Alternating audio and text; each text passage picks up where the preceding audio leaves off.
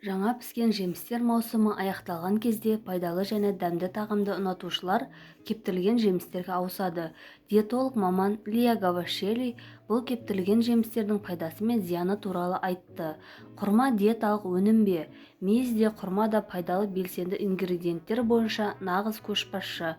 Мысалы, құрманың құрамында А дәрумені, бета-каротин, В дәрумені кешені, фолий қышқылы, С, Е, К дәрумендері, сонымен қатар кальций, магний, марганец, темір, мырыш, натрий және басқа да бірдей пайдалы минералдар бар дейді дәрігер Лия Гавашели. Құрманың құрамында фруктоза, сахароза және глюкоза өте көп.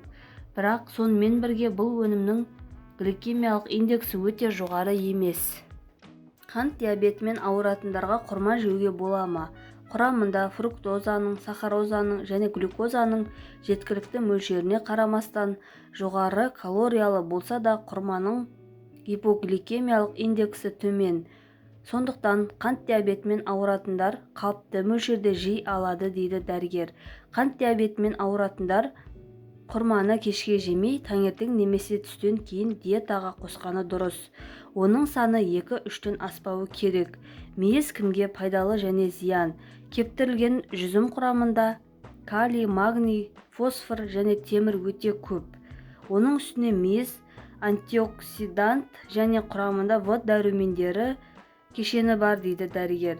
Мейіз сонымен қоса жүрек қан тамырлары патологияларымен ауыратын адамдарға пайдалы, аздап тыныштандыратын және несеп айдағыш әсерге ие.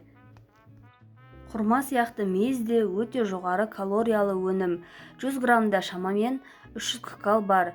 Сондықтан оны көп мөлшерде жеу салмақ қосуға әкеледі деп ескертті дәрігер. Калориясы бойынша мейіз де бір жүзімге тең. Бірақ біз мейіздің кептірілгенін және өлшемі кішірек екенін ескеруіміз керек.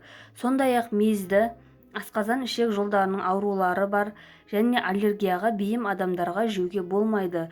Жүзімді кептіру кезінде әртүрлі химиялық заттар жиі қолданылады.